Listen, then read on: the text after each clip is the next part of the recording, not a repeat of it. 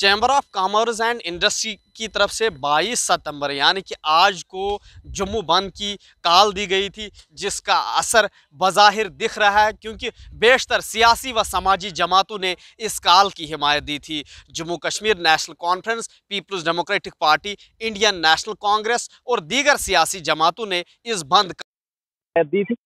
आप देख सकते हैं जम्मू कश्मीर की सरमाई दाल हुकूमत जम्मू के खत्ते की सबसे बड़ी अनाज मंडी वेयर हाउस अनाज मंडी में किस तरह की इस वक्त सूरत हाल है, जहां पे रोज़ाना हम देखते थे कि सैकड़ों की तादाद में यहाँ पे लोग तिजारत करने के लिए आते थे, सैकड़ों की तादाद में यहाँ पे लोग खरीद फरोख्त करने के लिए आते थे, खरीदारों का रश रहता था। ताहम आज वो सूरत हाल नहीं है। Chamber of commerce and industry की काल का असर बज़ाहिर यहाँ पे साफ तौर पे देखा जा सकता है, जिन्होंने 100 रिलायंस स्टोर खोलने के खिलाफ जम्मू बंद की काल आज दी थी। आपको बताते चले कि जम्मू में रिलायंस स्टोर खोलने के खिलाफ अवामी हलकों में काफ़ी गम गुस्सा पाया जाता है। वही दफ़ा 370 की मनसूखी के बाद दफ़ा 370 की मनसूखी का खैर मकदम करने वाले भी अब कहीं ना कहीं मायूसी का शिकार हो चुके हैं। साफ तौर पे उनके चेहरों पे आज मायूसी छाई हुई है जब रिलायंस ने ये अनाउंस किया था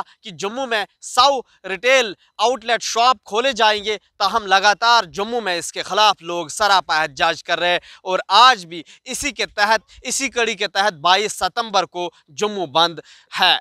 ईटी भारत उर्दू के लिए जम्मू से मैं मोहम्मद अशरफ।